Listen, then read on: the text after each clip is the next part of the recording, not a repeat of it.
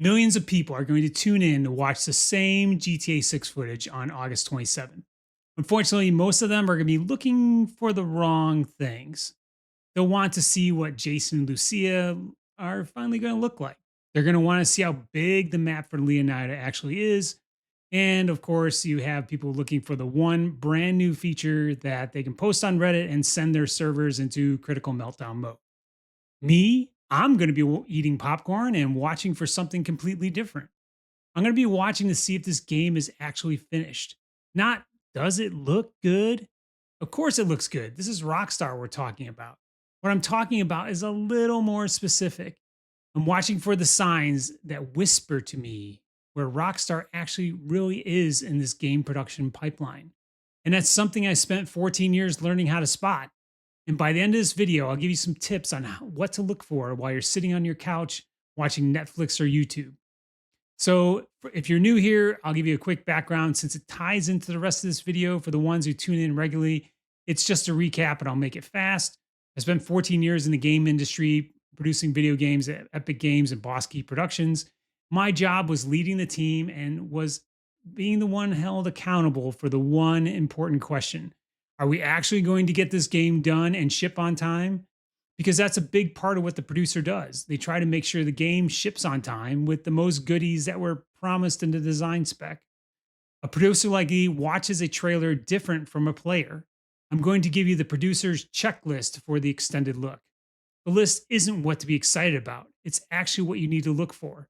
So we know that Netflix is showing this at 3 p.m. Eastern Time, and Rockstar's YouTube channels get this footage 6 hours later at 9 p.m.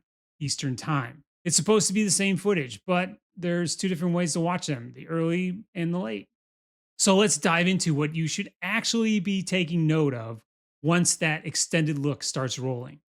Here's the first thing I want you to understand. Most people look at the trailer and think, it's just marketing. I look at it and think, holy cow, someone had to actually make this. Now, that's kind of being Captain Obvious here, but most people don't pick up on that because whatever you're watching doesn't just magically appear. When I was working on Gears, we had to choose a production house. Ours was Digital Domain. Probably in this instance, it may be Netflix. They helped us choose a director. They hired writers to write a script, or we used our own writers and they helped out Digital Domain. We had to provide the production house a stable build of the game, and everyone had to decide what features and characters to show in whatever we were creating. Digital Domain worked in engine with our art and cinematic teams to create the trailer, and we need to pull developers away from whatever else they were working on if Digital Domain called and needed assistance. The legal department had to buy the rights and clear the music that Digital Domain or director wanted, and make sure that if anything else was questionable, it was cleared in the legal sense. In the midst of all that craziness, me as a producer had to make sure this work wasn't interfering with the actual game shipping. That's a lot of work and headaches. And it's happening on a game right now that's screaming towards launch. The fact that Rockstar is willing to pull those resources and create a showcase for Netflix this close to its release is telling me something. It tells me they're confident enough in the build to start freezing pieces of it for public consumption. Now, let me put a note in here. That move is not proof that the game is done. A studio can make a beautiful trailer while the rest of the game is still being hammered on. And who knows when this was actually finished? They could have been sitting on this extended look for months. But it's a signal to my production brain, and it's a very small one. And we're going to lump a whole bunch of these signals together because that's how you read where a game actually is in production. You just don't look for one signal, you look for the pattern in all the signals that you see. Let's say you're sitting at home in front of your TV on August 27th, or maybe you're at your computer, or heck, maybe you're stuck in a checkout line and you're watching the extended look on the phone. Everyone else is going to be spouting off. Look at that lighting in the scene. Is it coming from the game's global sun? Look at Lucia's hair. Is it lighter? Or look at the reflections. Are they ray traced? While other people are doing this, I'm going to be imitating one of my favorite characters on Sesame Street, since I'm going to be counting. All those years in the video game trenches actually changes the way you look at a trailer. Early in development, studios often build what's called a vertical slice. Basically, you take a small section of the game and you polish the heck out of it. You make it close to the final game as possible. Why? Because you want to prove that the game you're building can actually hit the quality bar that you've set. And trailers love to lean on and show vertical slices. Because if you have 90 seconds of something that looks like awesome sauce, you can finagle those 90 seconds into a trailer that makes the entire game look absolutely amazing. That's not being sneaky or dishonest. The developer just isn't showing you the whole game. But here's what I'm actually watching for: variety. How many different things are they showing me? How many missions? How many locations? How many interiors? How many features and systems? And most importantly, how much of that footage actually feels like it's being played by a player rather than some editor chopping it up into 1 second pieces. Because variety is much harder to fake than polish. You can make one part of a game look amazing, but it's a lot harder to make 10 different parts of that game look equally as amazing.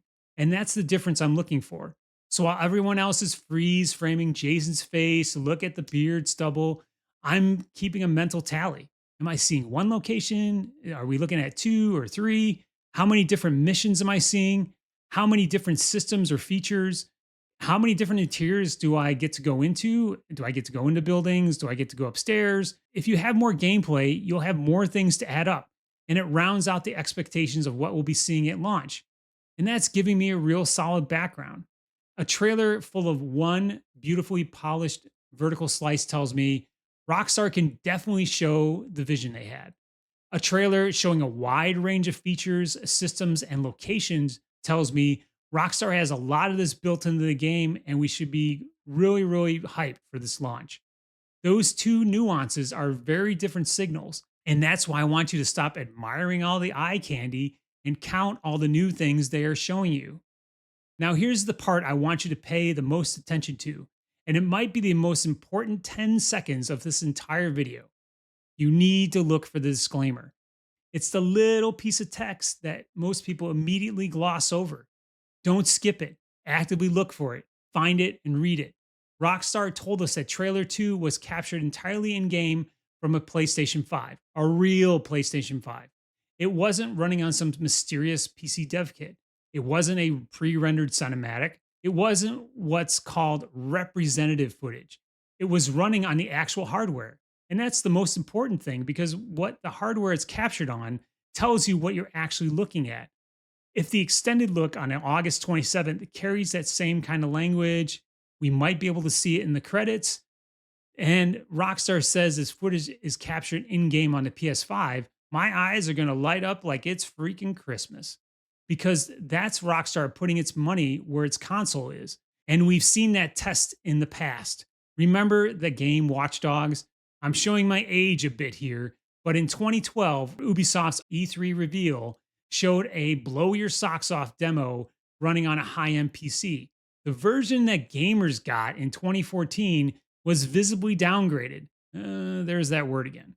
And the repercussions of that whole thing were so bad that Ubisoft's own CEO said publicly later that's exactly why they changed the rule for the company. You only show builds on the machine that people are actually going to buy. Now, the whole kerfluffle became part of the reason the industry is much more careful about how it labels footage. So when you see captured in game on PS5 in that little piece of text, I love that. That's like the good housekeeping seal of approval.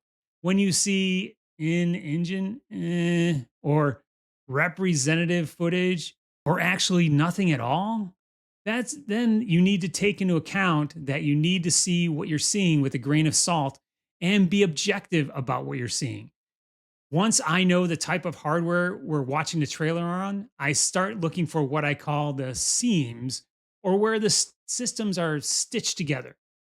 As a gamer, you've run into probably several of these. Pop in objects far away, crowds start thinning out, animations are snapping between states when you're running and jumping, textures loading in as you travel, physics going wonky.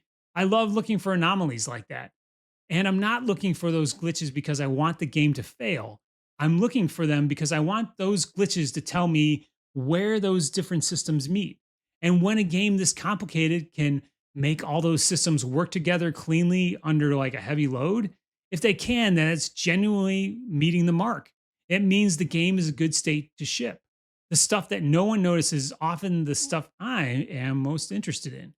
Because if you look and you don't notice where those two systems are butting up together, someone had the time and the skill to make those two systems look flawless. And here's a small example of how looking at things objectively can help you with the current hype cycle for this game. You may have seen that recent Sony PS5 ad where they removed the letterbox bars from the older trailer 2 clip, and people started saying Lucia's hair looked different. I'm not going to start arguing about that. It's old footage. It's been cropped, it's been regraded. It looks like it's been through a completely different pipeline. And that's what I want you to look for because once you start watching game footage in this way, you realize how often people are drawing conclusion for differences in the footage that have little to do with the game itself. Now, let's get into the dark corners of how a producer's brain works. Because when I'm watching the trailer, I'm not just seeing what Rockstar shows me, I'm actually looking for what Rockstar isn't showing me. So on a piece of paper, I make two running lists. One list is what did they show? And my other list is what do I expect to see that isn't here? Because not seeing something that I expect to see can mean a lot of different things. And this is where the internet goes off, usually on a witch hunt. If something isn't shown that people like I do expect to see, they immediately jump to conclusions. Oh, man, they cut that. Well, maybe they did, but there's at least three other possibilities. But the first one is the obvious one. It did get cut. That doesn't automatically mean that the game is in trouble if you don't see that feature. Cutting that feature can be one of the healthiest things a production team can do. If a feature is eating 6 months of development time and it isn't worth what's costing your team, you cut it. That's game development discipline. That's not failure. Reason number two for not seeing something is they're saving it for later. Rockstar doesn't have to show us everything they're going to cram into the game. In fact, Rockstar has every incentive to not show us everything. Something missing from what we're watching could mean they're holding that feature for launch or a future reveal. That's completely normal. And the final reason, it's just not ready. That is the reason we should be looking at and caring about. Because if Rockstar isn't showing something because it's unstable, that's a potential clue. And here's the important thing, you usually can't tell which of these reasons is true just by watching a trailer. And that's where a lot of the online hot takes go wrong. People see something missing that they expected to see and they immediately get worked up about it. A producer doesn't do that. A producer logs that something is missing. And I usually say, I wonder why they didn't show this while scratching my head and looking befuddled. Then you wait to see if you get more information. Maybe the feature mysteriously reappears in an update. Maybe Rockstar talks about how difficult it was to implement later. Maybe it goes the way of the dodo and it never comes back. That's how you turn a clue into solid evidence. It's due process by not deciding on what the answer for that missing feature is first. Now, everyone can argue with me over everything I just said. They could say, hey, you don't work at Rockstar, you're just guessing. We know that Rockstar controls every frame of this footage. They decide what missions we see, they decide what camera angles we see, they decide what disclaimer goes on the screen, they decide what gets cut. And possibly none of this tells us anything about the actual state of the game. And honestly, that's partially true. Trailer can't tell me what Rockstar's bug count is in Jira. It can't tell me how many people are working overtime to make the ship date. It can't tell me whether console certification has started or if it's going smoothly or it's running into roadblocks. It can't tell me what the Rockstar production team is dealing with internally on a daily basis. Anyone who tells you that a trailer can prove a game will ship on a specific date is just blowing smoke. And that's not what my methodology is for. This isn't fortune telling, it's tempering your expectations. I'm not trying to tell you, here's exactly what Rockstar is doing. I'm trying to tell you, here's how to connect the dots from the limited information Rockstar is actually willing to give you. And that's just being honest. And since we're not employed by Rockstar, That's all of us on the outside can actually do. Now, I made a specific prediction in my last video. I said we're going to see three things. One is pipeline footage, two is early or cut content, and the third is actually getting some Rockstar developers to talk on camera. I'm going to be sticking by those predictions. And if I'm wrong, I'll let you know on camera. And I'm not going to say that, no, I didn't say that. No, that's not the case. But here's an even bigger point I wanted to make. Everything we talked about today gives us a way to judge the extended look on Netflix when it arrives. You know, the basic thing is how much variety did we see? How much continuous gameplay did we actually view? Or did we see any gameplay at all? What about the hardware disclaimer? Where are the seams? What systems or features are missing? And what does Rockstar actually let us see behind the curtain? Those are the things I'm looking for. My prediction, I think the Netflix special is definitely going to impress a lot of people. But that prediction is like shooting fish in a barrel. But the most interesting part is what the footage reveals beneath all that visual polish. And my take is right now is that we're going to see a game that's much closer to the finish line than the doomsayers want to believe. I guess we'll find out on August 27th. And I'll be watching it in the same way I would have watched it if I was in the production meeting and taking notes on a competitor's trailer. I won't be asking, does this look cool? I'll be asking, with nearly 90 days left to go, what does this tell me about the state of the game? That's the difference when you put on the producer's hat. If you haven't watched my video on why GTA 6 Online isn't launching onside the base game, I'll leave you a link up top, because that video gives you another piece of the production puzzle, especially when you look at what Take Two has had to say publicly. And then on August 27th, come back here. We'll actually look at the footage live in another live stream, and we'll keep a scorecard and we'll see how many of these predictions actually hold up. I'll see you then. Thanks for watching, and I'll see you in the next video.